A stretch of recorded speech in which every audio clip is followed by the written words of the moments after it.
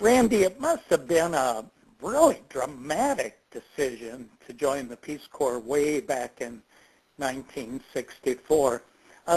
Tell me about that. Well, it was, Doug. It was dramatic.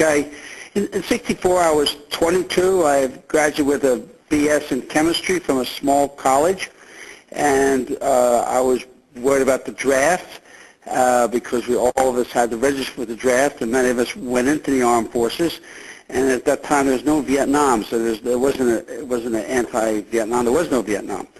But I thought of some choices that I had. I first was a job. I looked at the job market for BS in chemistry, and I didn't like it. I didn't like it. They were quality control chemists. It looked very mundane, kind of monotonous kind of work. And when I went into chemistry, I loved chemistry. I thought there was going to be research, excitement, you know. And but I realized with the simply a BS, you're just a lab tech. So I said, well, maybe I should get a PhD or a master's in chemistry. So I thought of a graduate school, and I was thinking of getting an MBA, Master Business Association degree. But I didn't. No place accepted me at the time when I applied. Then I thought of the Navy. You know, I thought that the Navy. My father was in the Navy in World War II, and so I tried out to be a naval pilot, and believe it or not, I was accepted. But the class wasn't accepted in October of '64. Now, this was in May that I was accepted, so I had 6 months or so before I could go in, so I didn't know quite what to do. But the problem in the Navy, it was a 5.5-year commitment, and that was just too much for me at 22. So, you know, I was thinking about things, and I already did a lot of hitchhiking and travel. I love to travel. And I applied to the Peace Corps, and lo and behold, I got a telegram from them that I didn't request Ethiopia. I just requested the Peace Corps, and they said they invited me to come be a secondary school teacher in chemistry and to train at UCLA. And it was a 3.5, 4 month program. I said, well, I'll try that for 3 months, and if I don't like it or they don't like me, I could go in the Navy in October. So I took my first plane ride all the way from Philadelphia to 3,000 miles to all the way to UCLA. Well, let me butt in just a second, Randy. Yeah. What did you know about the Peace Corps when you made that decision? Do you remember when you first heard about it and what you thought about it? Well, I remember Kennedy talking about it in '62, '61 in his presidential thing, and he talked about having young people go overseas and to help the developing world and be teachers over there in rural development with roads and schools and health problems and so forth and so on. I said, Dad, that sounds like a nice idea, and I didn't really know too much about it, and I didn't. So I really didn't know much about it, actually. And when you joined the Peace Corps at that time, you were accepted into the training program, but not into the program. So they trained you for 3 months or 4 months, and then they would say, okay, we do accept you, we don't accept you. And I don't know what percentage was accepted or not accepted, but anyway. Well, so you and I, and if I recall correctly, over 300 others from all over the country ended up at UCLA. And by the way, that was my first airplane ride, and I'd never been to California. So there we were at UCLA for Peace Corps training in the summer of 1964. Tell me about training, what it was like for you. Well, I was really awed by UCLA. I went to a small school. You probably don't remember, but only about 400 students. And I went to UCLA, and there was like 30,000 there. So it was part of. I really felt part of a real university, and everybody, the trainers, and not the trainers, but the other Peace Corps volunteers, they were all from big schools, and everybody seemed so smart, and I kind of felt I was over my head, but we had no time to worry. What we did, we got up at 7, we ran around the campus, we had breakfast, we had language instructions for 2-3 hours. We learned about the history of Ethiopia, and then we had lunch, and we had, after lunch, what we called the disease of the day, a film or something like that, and lectures, and real lectures, and we talked about learned about the culture of Ethiopia, the geography, the politics, the economy. And then we had PE, where we learned about soccer, since they play that a lot. Then we had some more language instructions, and then dinner. And after dinner, we had another 1 or 2 hours of language again. And some of us went down to Westwood for a few beers. But I really, I thought it was a great training. I learned a lot about Ethiopia, and I still know a lot about Ethiopia. So it was, but I enjoyed the training, except the language. The language is very hard for me. It turned out that there was about maybe a good third of the volunteers learned the language, actually, by the end of the summer. And maybe a third was okay, and then there was a third who did poorly, and I was in that third, unfortunately. I just had trouble with languages. I tried Spanish, it didn't do that very well. I tried German, didn't do that well, and Latin, I got a C in that. It wasn't very good. Anyway, so I enjoyed the training. It was so new and different. I love UCLA. I love the West Coast and the ocean there. That was nice to see. We didn't see that much of it because UCLA is about 10 miles from the ocean, 5 to 10. Have you ever been in Los Angeles before? No. I was never on an airplane before. Oh, so I have memories, and of course you and I were in what was called the EC3 group that summer. Yeah. I have some great memories of driving around, seeing different things. Do you remember some of the things we saw when we weren't so busy in class? Well, I just remember a big sprawling city. I didn't drive around a lot of you said. One time to the beach, I remember, Santa Monica, and that's where I spent most of the time. In Westwood, we didn't have any extra money. We didn't have any cars, and I didn't know the city was so big. So I didn't travel a lot around L.A. at the time. So Disneyland was not a destination? No, I didn't know where it was. Somewhere south of L.A. No, I didn't go to Disneyland. So in the fall of '64, you and I and 300-some people flew to Ethiopia. You and I and Barbara Davidson lived in a house together near the school we taught at. Yeah, about 1 block away. Yeah, about a block away. A very fine secondary school. You spent 2 years teaching at, and I stayed for a 3rd year.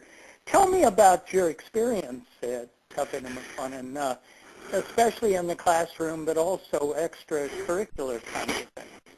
Well, my job was to teach 8th and 9th grade general science, and then 11th and 12th grade chemistry and physics for the 2 years there. I had anywhere from 35, 38 males in the class in the 8th and 9th grade, and half of that in 11th and 12th grade. They were all boys. It was harder for the smaller boys. There was a lot of kids in the class. Some were barefoot. They didn't have some good clothes, and it was a mixture there. But everybody was very respectful. There was no discipline problems, and I was impressed that the kids really wanted to learn and read. They were all nice kids. One thing surprising, I never met any of their parents, and the parents never came for a parent-teachers meeting like we have every week practically when I had my kids. I also enjoyed the Jesuits. There was I think 13 from there, so they were French. I was very impressed how they really dedicated their life there. Some were there 10, 20, 30 years, and I was there 2 years, so I felt, these guys are real pros, and I had no real teaching experience. I taught a class in chemistry to freshmen that summer, but it wasn't a serious lecture like like I did every day there. But I enjoyed my teaching there as far as extracurricular activities. Father Beaudre was the scout master. He had 2 troops of about, I don't know, 40 each, something like that. And Kent Davis and I took 1 troop, and I took the other troop, and he was the overall leader. The first year, I think we had a citywide jamboree. That was really just about the first one they ever had there. We had hundreds of scouts there from 30 different troops there. And the next year, we had the first Ethiopian national jamboree we had there. And something. It was. It really built up. We worked through the whole year to get it going. We kicked off from the first time. We learned a lot about how to have a citywide jamboree because there's so many things you have to take care of there, because there was eating and activities, and the security problems, and sewage problems, and what do you do with over 1,000 kids for a week there? There could be all sorts of problems. But we didn't have any problems. The scouts were really well behaved. I was in scouts most of my life, actually. I was a Cub Scout, and a Boy Scout, and an Explorer Scout. So I was in there from, I don't know how many years, all through junior high. But it was a good experience. We had a basketball team there. I was sort of coach of the basketball team too. But the courts were difficult because they weren't paved. They were hardened dirt. So we could only do it during the dry season. But I enjoyed that basketball. I'm looking at a photo, and you're in it, in my study of us with scouts at Lake Langano, which is, if I recall correctly, is south of Addis Ababa. You did attend the scout camp at Langano, did you not? Yeah, I went down there. I can't remember what I all did down there. I remember not going in the water. They were worried about schistosomiasis. So I didn't go in the water, but we did activities we did there. I only stayed there a couple of days, I remember. I don't remember that too well. Oh, okay. Now,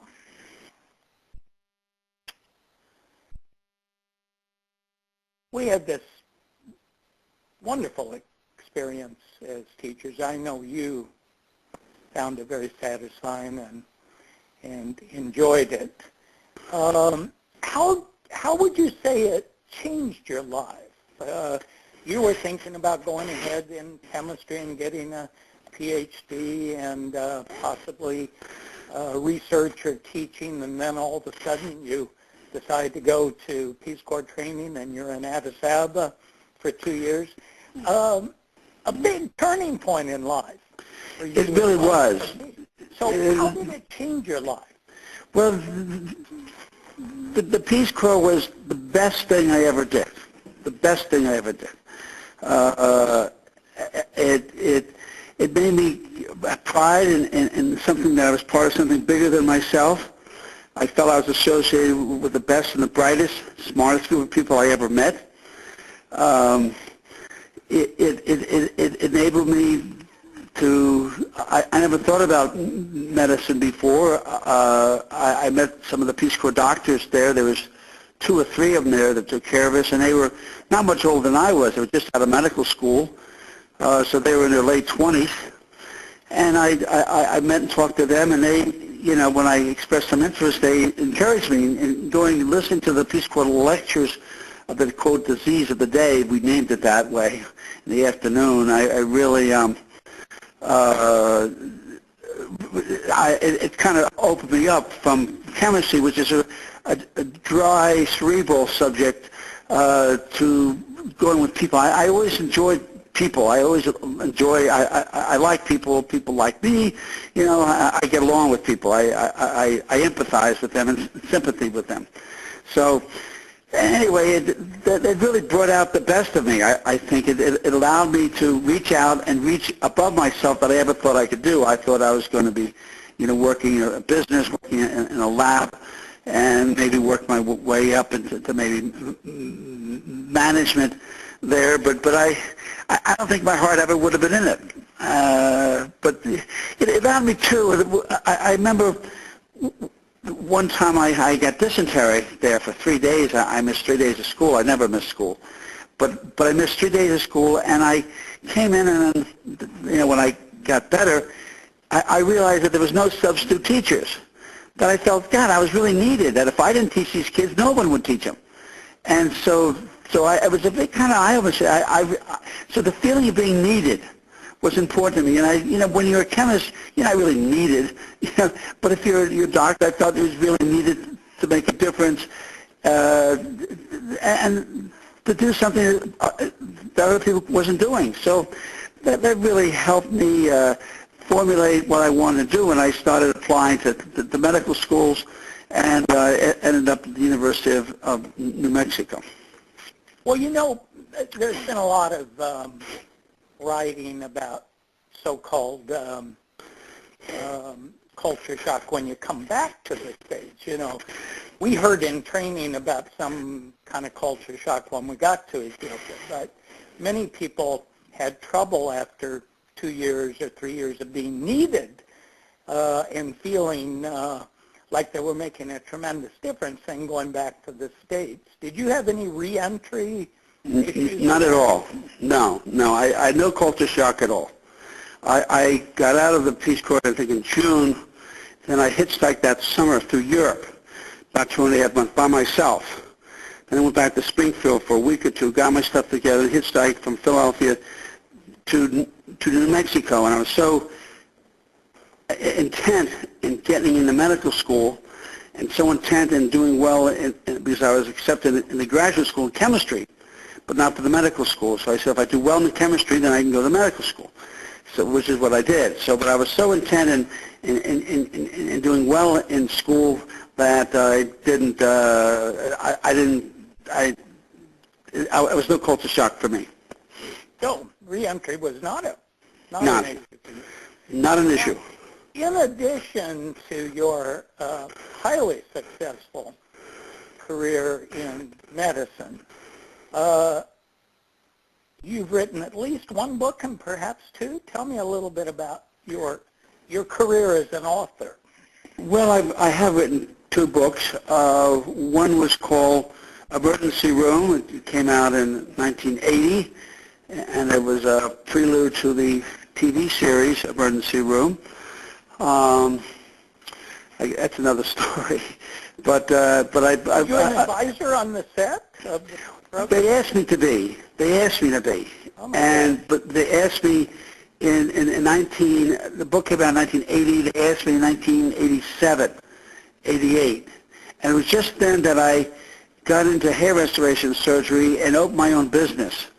And it was the studios were a good hour, maybe hour and a half from where I worked.